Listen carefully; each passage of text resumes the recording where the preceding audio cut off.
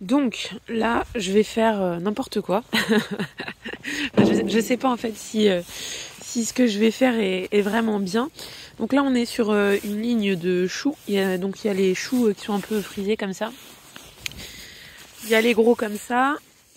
Et il y en a une autre race, là je sais plus ce que j'ai mis, avec des feuilles un peu à nervures roses quoi. Donc autour de ces choux, j'ai mis de la chicorée. Donc on a les chicorées feuilles droites comme ça et la chicorée frisée. Ils annoncent -4 cette nuit. Donc là, je vais les ramasser, je vais les mettre en cave pour tenter le blanchiment en cave quoi. Donc on verra bien ce que ça va donner. Il faut que je fasse ça rapidement puisque je travaille cet après-midi. Et là, même si le temps, vous voyez, est vraiment pas terrible, hein, il fait vraiment pas beau, là ça donne pas envie de sortir, il fait froid, ça bruine, en plus il y a une petite pluie. Donc je vais les rentrer, je vais essayer de bien les secouer pour que ça s'égoutte bien, parce que vous m'avez dit qu'il faut pas les rentrer humides, sinon ça va pourrir encore plus vite. Donc voilà, je vais faire ça, je vais les enlever, les récupérer. Il y en a pas beaucoup non plus, hein, vous voyez qu'il y en a là, il y en a un petit peu là. Là c'est pas moi qui ai paillé, hein, ça s'est fait tout seul avec les petites feuilles du tilleul qui sont tombées. Donc après ça va se décomposer vite, puis je le rabattrai ici, je ferai mes rangées de copeaux aussi là dès que j'en aurai un petit peu plus. Et puis les feuilles elles vont aller se décomposer là-dessous. D'ailleurs le tilleul c'est une feuille qui est très très bien pour pailler, il y a de bons nutriments pour vos légumes. Voilà, là je suis un petit peu en bruit, c'est pas grave. Donc là voici la première brouette avec les chicorées à feuilles lisses.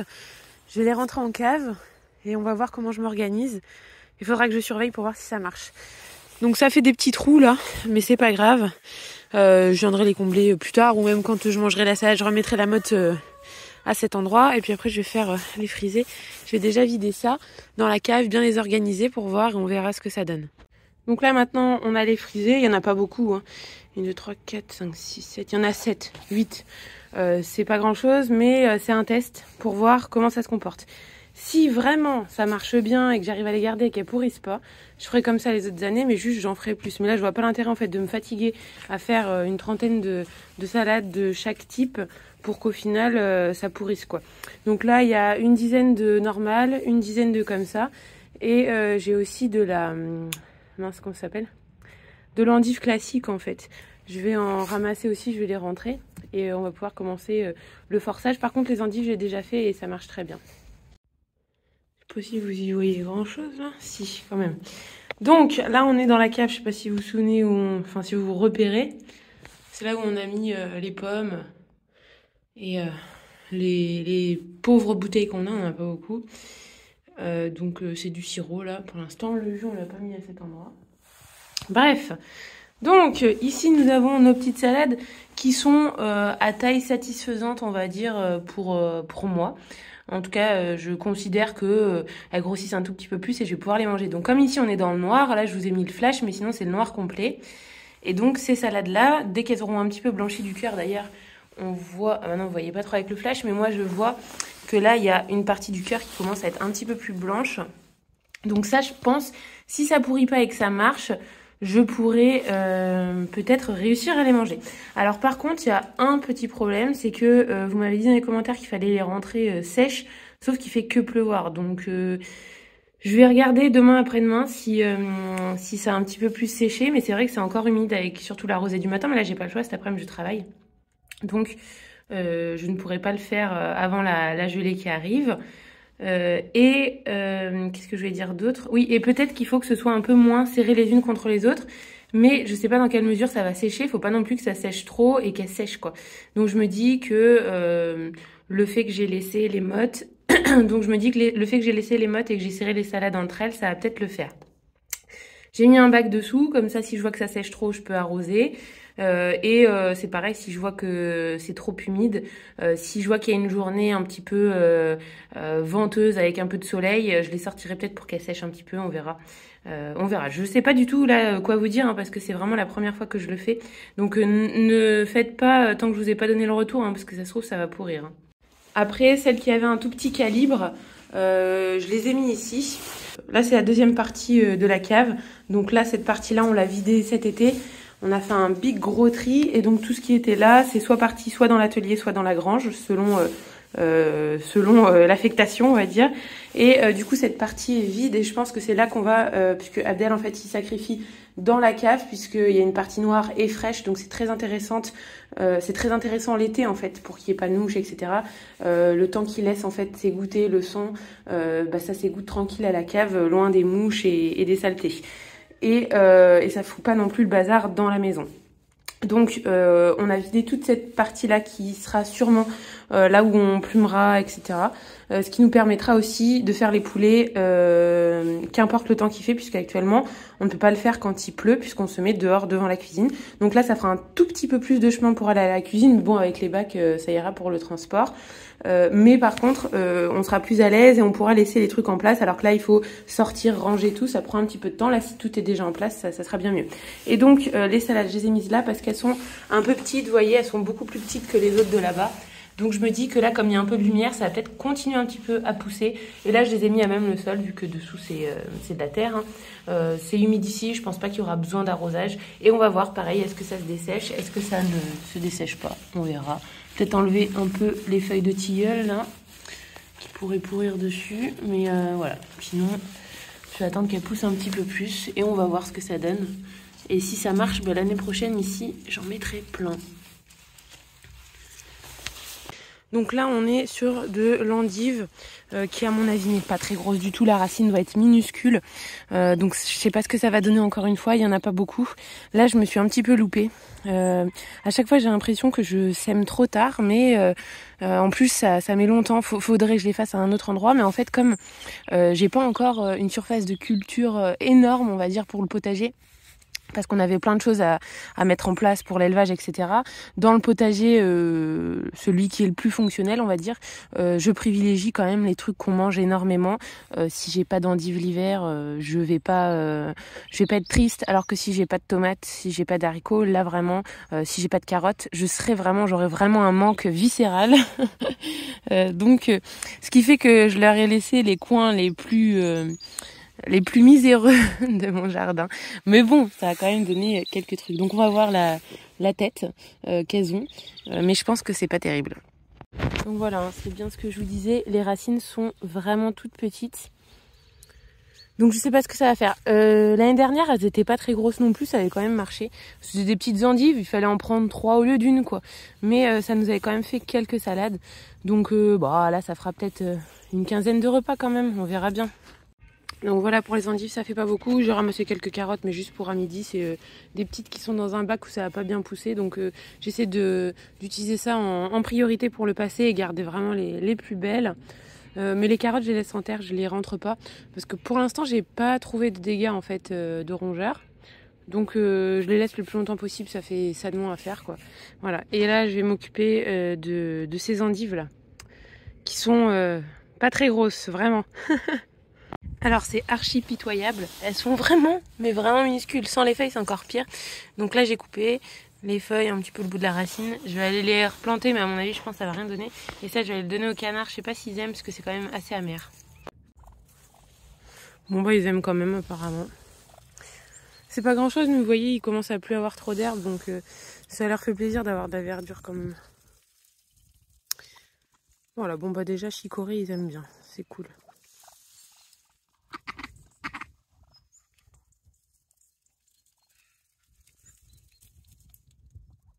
Donc là, je pense qu'il y a 2 mâles et 2 femelles. Vous voyez, les mâles, ils sont plus gros et plus longs. Et ils ont plus de rouge sur la tête. Je pense, hein, à moins que ce que je pense être 2 femelles, c'est en fait 2 mâles un peu rikiki, quoi. Là, je pense que ce week-end, on va tuer un mâle. Le moins gros, en fait, des deux. Pour que le plus gros donne sa génétique. Et on va repasser les petits ici, puisque les petits, maintenant, ils commencent à être bien gros. Donc on va les mettre là. Comme ça après on pourra faire la cure de la bergerie et ça sera prêt pour que les moutons reviennent dans 3-4 semaines là.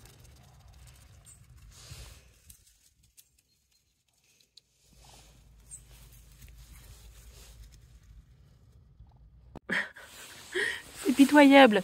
Bon, je l'ai foutu dans un pot avec de la terre. On verra bien ce que ça donne, mais au final, là, quand je vois une fois que j'ai enlevé les feuilles, je pense qu'il y aura même pas de quoi faire 3 salades, quoi. Après, s'il y a de la repousse, oui, mais wow, franchement, ça fait pas grand-chose. Allez, voilà, ça fait ça de chicorée. Bon, si on complète avec les salades d'hiver et celles qui vont démarrer tôt au printemps, ça va peut-être le faire, parce que là, on est fin novembre, donc il reste le mois de décembre, janvier à tenir. Ça peut le faire, hein, franchement, à raison de 2-3 salades par semaine, ça peut tenir 2 mois. En fait, il faut que ça tienne 2 mois. Après, à partir du mois de février, on va pouvoir faire pousser un tout petit peu de salade en serre, donc ça devrait le faire. On verra bien. On verra bien. Je vous dirai. Et puis plus ce qu'il y a là. Donc là déjà, si ça survit, si on compte 3 salades par semaine, là déjà on a 2 semaines et demie de salade. Donc là, on a un peu d'oseille ici. Je vais en ramasser pour faire une bonne sauce à l'oseille pour ce midi avec des œufs durs. Et donc là, il y aura des pommes et je ferai pommes en dessert. Et les carottes râpées, je les préparerai pour ce soir pour quand on rentre du travail. Et je pense que je vais faire aussi une soupe de butternut. Là aujourd'hui je pense qu'on va faire une journée sans viande parce que là en ce moment on mange que de la viande. Il n'y a plus du tout de place dans le congèle. C'est très compliqué en fait parce que plus vous progressez, plus vous avez besoin de place. Et là on a acheté le congélateur qu'en décembre de l'année dernière parce qu'on voyait qu'il y avait ce manque de place. Et c'est un 350 litres et il est plein quoi. Et pourtant il n'y a que de la viande dedans. Il n'y a pas de légumes. Tous les légumes on les a fait en bocaux ou on les a mangés en frais quoi. Donc voilà ce que ça donne. Ça paye pas de mine, mais c'est super bon. Vraiment, ça c'est un truc que toute mon enfance, ma grand-mère et ma mère faisaient. Et on le mange tout le temps avec des œufs durs. Genre c'est la tradition. Après, il y en a qui le mangent avec du poisson, ça peut être très bon, mais nous vraiment c'est œufs durs quoi. Alors là, on va faire un petit toit, on va dire, pour le support du bloc à sel. Donc, je vous ai déjà expliqué que pour tout ce qui va être ruminant, c'est indispensable d'avoir une pierre à sel pour apporter des minéraux complémentaires qui ne se retrouvent pas dans le sol. Et ça dépend aussi de vos régions. Il y a des sols qui sont plus déficitaires en certains éléments, en certains minéraux. Par exemple, nous, on est en Haute-Vienne dans le Limousin et on va avoir des sols qui sont très pauvres en sélénium. Et du coup, vos animaux vont avoir des carences en sélénium et vous aussi en fait. Si vous mangez que vos animaux, nous, c'est le cas. Là, toute la viande qu'on mange vient soit de nos propres élevages, soit du sauvage qui est vraiment sur nos terrains aussi. Donc, on va en fait se retrouver avec des carences, tout simplement, si nos animaux ne sont pas complémentés. Donc, il nous faut ce bloc de sel. Le problème, c'est que ce bloc de sel, si vous le laissez sous la pluie, il va fondre. Donc là, il faut que je fasse un petit toit. Alors, vous allez me dire, mais pourquoi tu le mets pas dans les bâtiments ? Si je le mets dans les bâtiments, je vais induire entre guillemets un comportement où ils vont stalker en fait à cet endroit au lieu d'aller un peu partout, et ils font un peu comme les chiens peuvent le faire, de la protection de ressources. Surtout moi je suis en multirace, c'est-à-dire qu'il y a vaches, moutons et chèvres, parfois tous les trois en même temps sur une zone, donc c'est très bien pour éviter les refus parce qu'ils vont tout manger dans les prés. Mais par contre c'est vrai que les vaches, vu qu'elles sont un peu plus grosses et un peu plus balèzes, c'est elles qui ont la priorité entre guillemets. Donc il vaut mieux qu'il y ait plusieurs endroits dans la pâture, parce que si vous le mettez dans le bâtiment, c'est-à-dire qu'elles vont défendre ça, les autres ne vont pas pouvoir aller s'abriter, etc. Donc je préfère qu'il y ait différents spots. Donc voilà ce qu'on a fait. Là, on va mettre un petit peu de papier goudronné comme on a fait pour le petit nid. Là, on a mis un renfort là pour que ça bouge pas trop. Et encore, faudrait resserrer un petit peu pour dégauchir le bois. Là, on a rajouté un petit renfort ici, pareil, pour que ça tienne bien.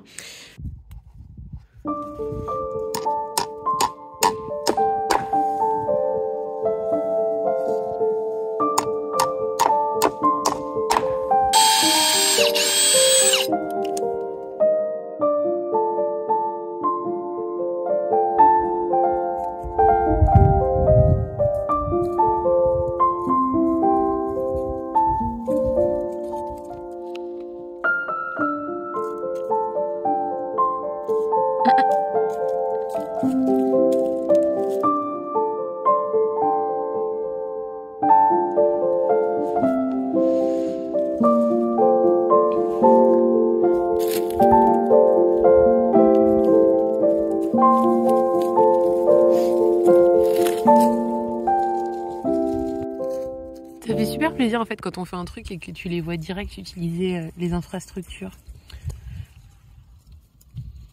D'ailleurs, le petit nid qu'on a fait là, j'ai vu qu'il y avait des mésanges qui commençaient déjà à les regarder quoi. Alors que c'est pas du tout le moment de faire les nids quoi, donc ça m'a fait rire.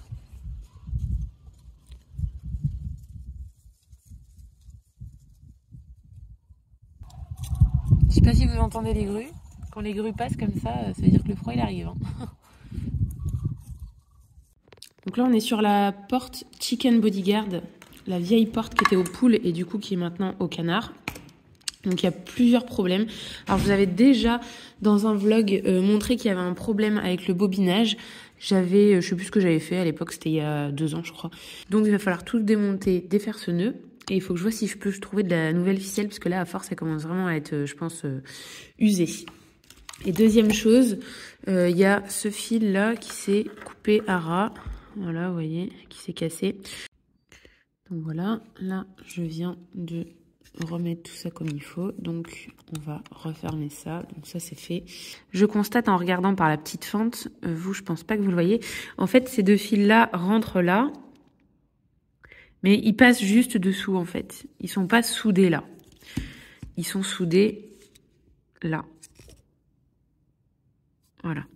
Donc, je vais juste défaire cette soudure et j'espère que si je tire par là, le câble va venir. Donc en fait, encore une fois, c'est encore un peu plus compliqué que je pensais parce que je pensais que là, c'était juste ça qui était dessoudé. En fait, il n'est pas dessoudé, il est cassé, il est beaucoup plus long que prévu. Donc il faut que je démonte ça. Donc là, je me suis dit, ah bah du coup, s'il faut changer ce fil, là, il faut que je dessoude à l'intérieur. Donc j'ai ouvert la boîte et je me suis rendu compte que ça, c'est assez complexe à changer. J'ai l'impression qu'il faut des petits outils, défaire ça. Enfin, bon, je me suis dit, ça doit être un truc qu'on doit trouver facilement tout entier, en fait. J'ai cherché, effectivement, ça se vend à 30 centimes pièce. C'est un coupleur comme ça. Donc, comment je fais, en fait, quand je cherche un truc ? Soit je demande si vraiment je trouve pas, mais d'abord, j'essaie de chercher toute seule. Je prends en photo avec mon téléphone et je vais dans Google Images. Donc ça me trouve exactement ça en fait. Ça, je savais pas que ça s'appelait un coupleur. Donc ça me permet de retrouver l'article sans avoir les mots. Parce que c'est là où j'ai des lacunes, j'ai pas encore le vocabulaire. Donc là, j'ai trouvé ce petit coupleur de pile avec bien sûr les câbles déjà sertis dedans. Et donc je vais le commander. Donc cette petite réparation là, elle peut être utile pour vous. Je sais qu'il y a beaucoup de personnes qui regardent ma chaîne, qui travaillent à côté et qui donc ont un portier automatique parce que quand on rentre l'hiver à 19h, à 18h, bah, il fait déjà nuit depuis longtemps.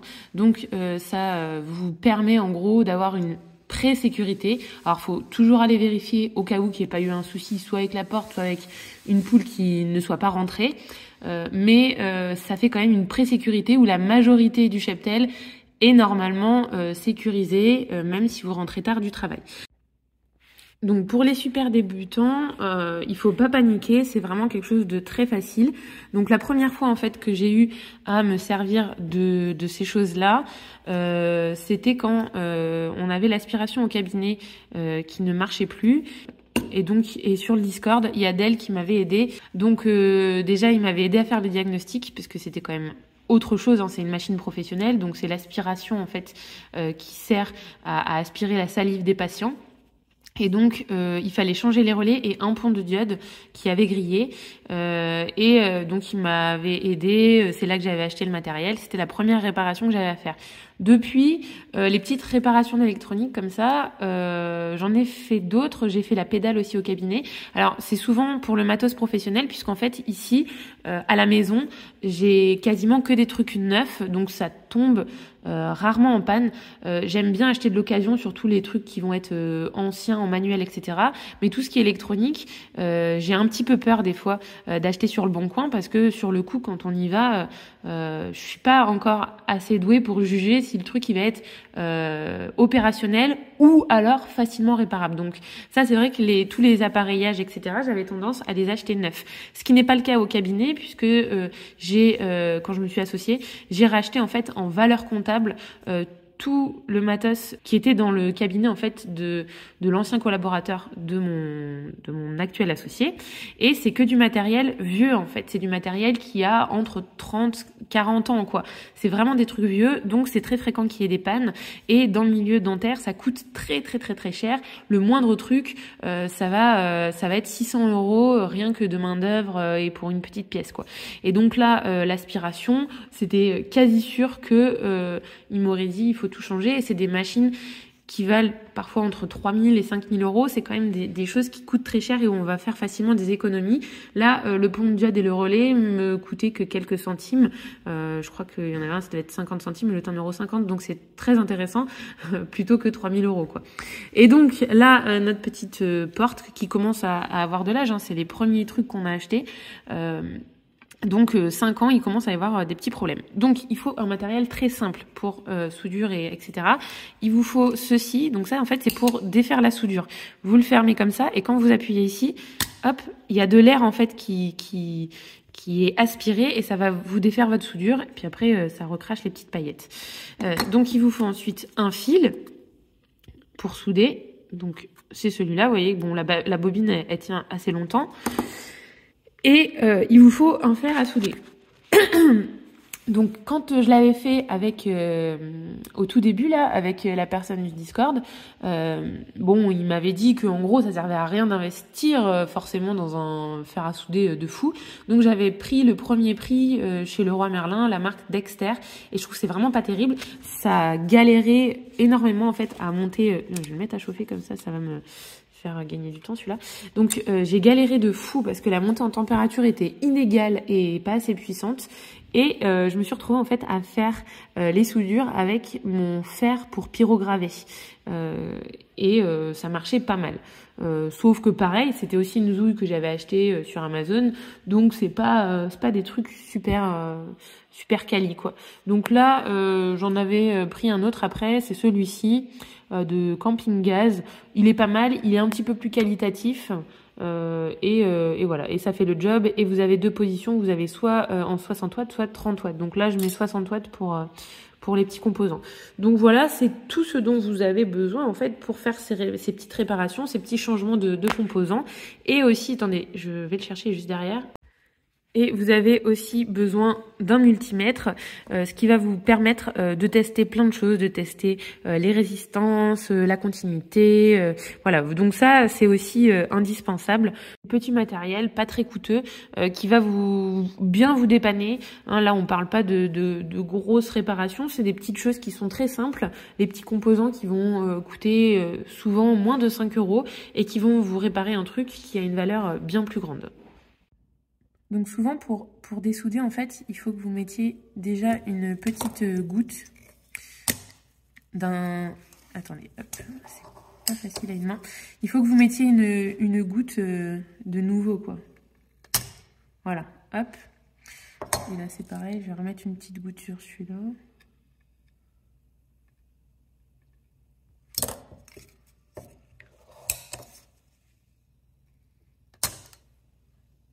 Il faut que je refasse un peu.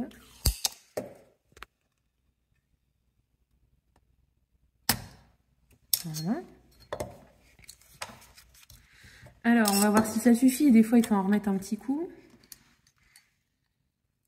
Ouais, il va falloir que j'en remette un petit coup.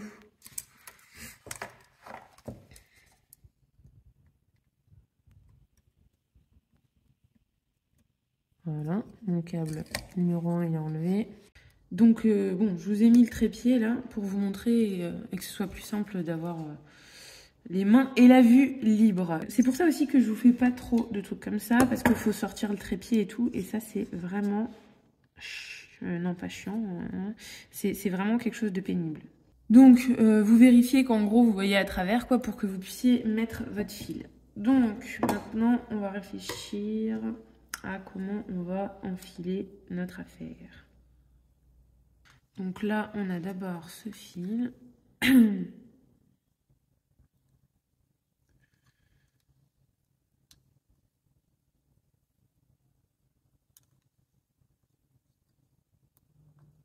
Voilà.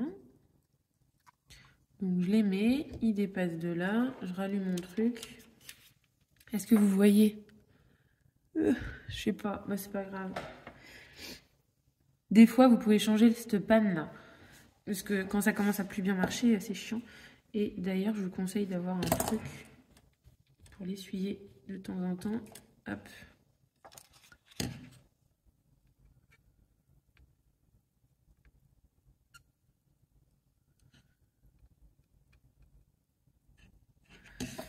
Voilà, j'en ai mis un peu trop.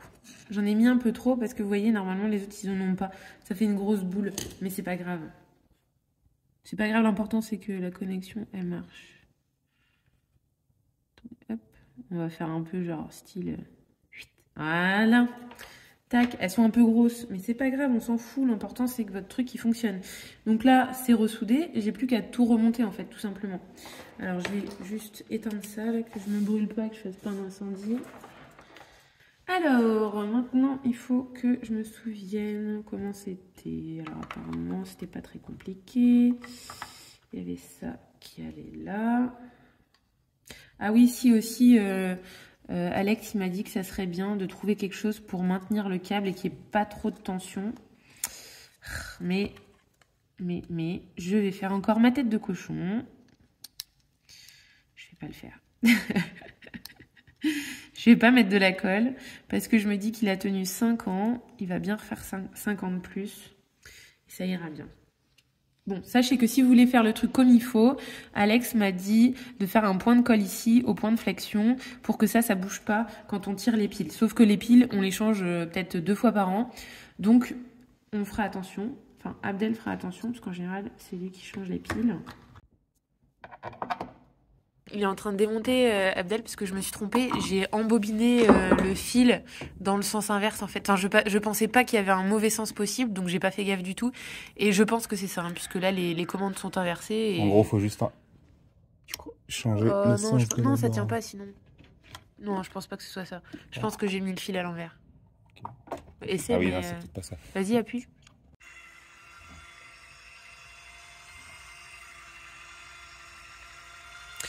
Donc là, on a fait exprès de laisser un petit peu de mou parce que par expérience, si le bois gonfle ou quoi, ça peut bouger un petit peu et du coup, ça fait que la porte, elle peut descendre moins bien, se coincer ou alors le fil se détend si ça reste coincé en haut. Donc, je vous conseille de pas trop serrer en force ici. Donc ça, en fait, on va aller le fixer maintenant. Cet après-midi, là, on va aller manger.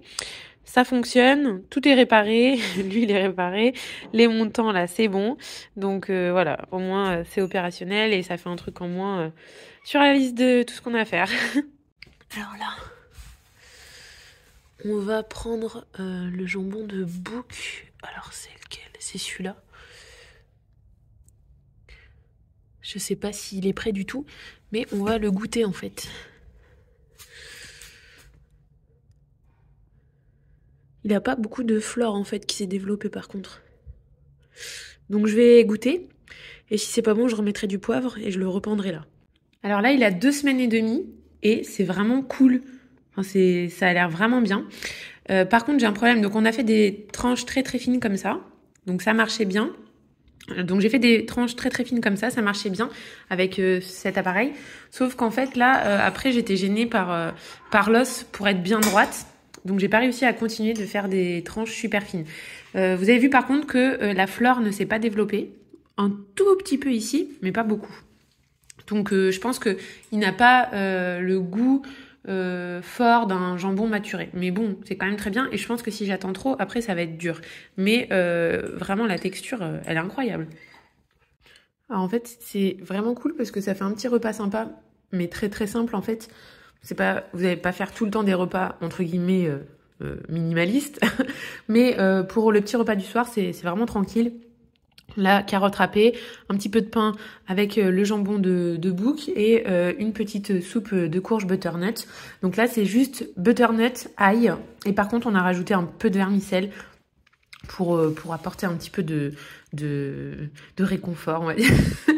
Et donc les choses non autonomes qu'on a rajoutées, c'est quand même pas grand chose, c'est pas des choses très coûteuses, du pain, un peu de vermicelle. Donc voilà l'affaire. Donc ça remarche bien, hop.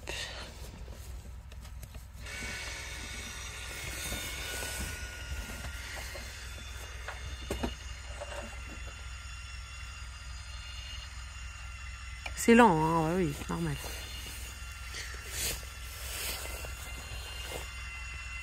Ah.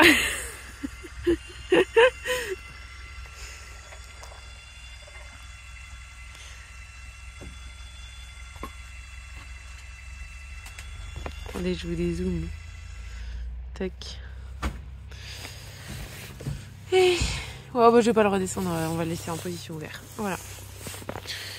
Hop, attendez. Hop. Et voilà. Donc là, on a rajouté un petit peu ici, là, pour qu'il puisse vraiment pas rentrer. On a bien agrafé le grillage.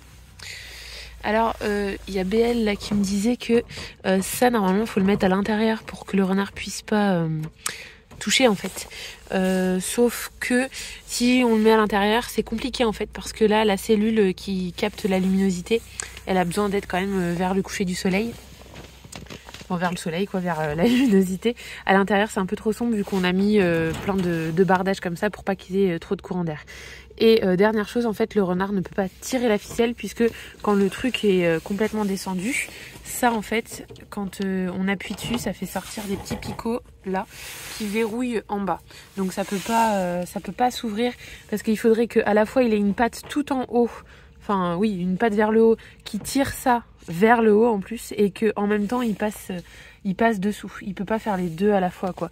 Donc à mon avis non, il n'y a pas de problème avec cette ficelle, le fait qu'elle soit à l'extérieur. Et s'il la coupe, le picot reste ça reste vraiment en bas et donc du coup il peut pas l'ouvrir du tout. Donc qu'il la coupe ou qu'il la tire, normalement c'est bon. On va ramasser les nèfles sauvages.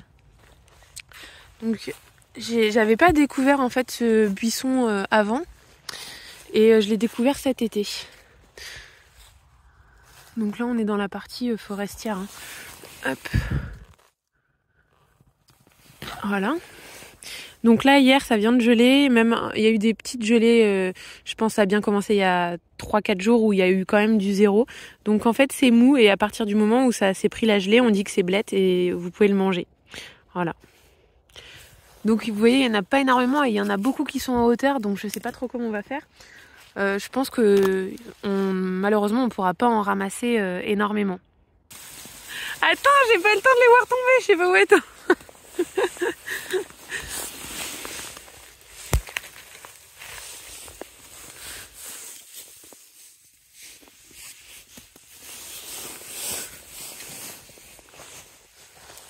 Je ne vois pas toutes. Et voilà, donc on en a laissé quand même pas mal en hauteur parce que ça tombe pas tout seul et puis ça c'est pas grave, ça en fera pour les oiseaux. Et là en fait je sais pas vraiment lesquelles sont bonnes à manger ou pas, faut que je demande à ma grand-mère, c'est la première fois que j'en ramasse. Celles-là je pense que c'est bon, hein, qu'elles sont pas pourries, mais il y en a qui sont dans un état un peu plus avancé, comme ça. Je sais pas si c'est encore mangeable, je demanderai à ma grand-mère. Et celles-là, je pense que il faut encore que je les laisse pourrir quoi. Elles sont dures, donc peut-être que je les passerai au congélateur si dans les jours qui viennent ça devient pas comme ça. Parce que normalement elles se sont pris la gelée, hein, donc il y a pas de raison en fait que ça blétisse pas. Mais je crois que quand elles sont comme ça là, c'est bon. Genre elles sont molles, mais encore entières. Voilà.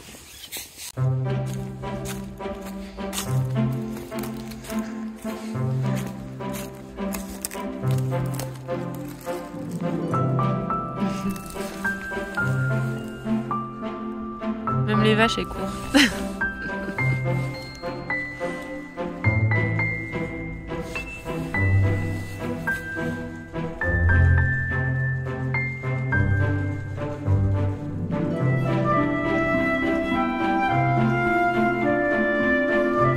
Donc là vous voyez elle commence à plus faire beaucoup de lait. Hein.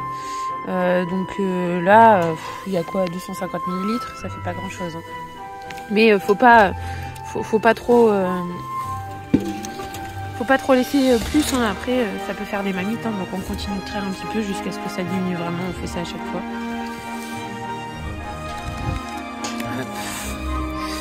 Vous avez vu, donc ça c'est Johnny, enfin c'est Groot et du coup il a son poil d'hiver, il est beau, on les a bouclés. Il n'y a plus les deux autres boucs, celui qui avait une malformation au niveau de la mâchoire et le fils de l'échouille. Donc c'est les jambons que vous avez vus, malheureusement pour eux. Mais on pouvait pas conserver 3 boucs. Ça, c'était beaucoup trop, ils commençaient à vraiment se battre. Et on ne peut pas les replacer puisqu'en fait c'est un cheptel qui a le CAEV. Donc j'ai pas envie de faire comme l'éleveuse qui a dispatché tous ces animaux partout là. J'ai pas envie de contaminer des cheptels qui n'ont pas la maladie. Donc je me les garde, j'assume en fait les naissances entièrement et le fait que du coup il faut qu'on se sépare des mâles. Par contre ce que je ferai les autres années c'est que je les castrerai, je vais les castrer. Comme ça on n'est pas obligé de les manger tout de suite quoi. Ça peut attendre un peu plus longtemps et on peut les garder au pire si j'ai envie de les garder quoi. Je pense que là il y en a qui sont pleines, hein. Celle-ci là je la trouve un peu plus grosse qu'avant, je pense qu'elle est pleine. La vieille là-bas aussi, mais on verra bien. Ces deux là que vous voyez, elles n'ont pas fait de petits l'année dernière. Voilà. Il nous reste elle aussi qui est pas bouclée, on n'a pas réussi à l'attraper. Donc il y en a plus qu'une qui est pas bouclée. Il faut qu'on le fasse parce qu'il faut le faire avant les 6 mois. Voilà. Et notre Piracelle qui est là-bas. 24 heures après, ça va, c'est toujours en un seul morceau, c'est pas mal.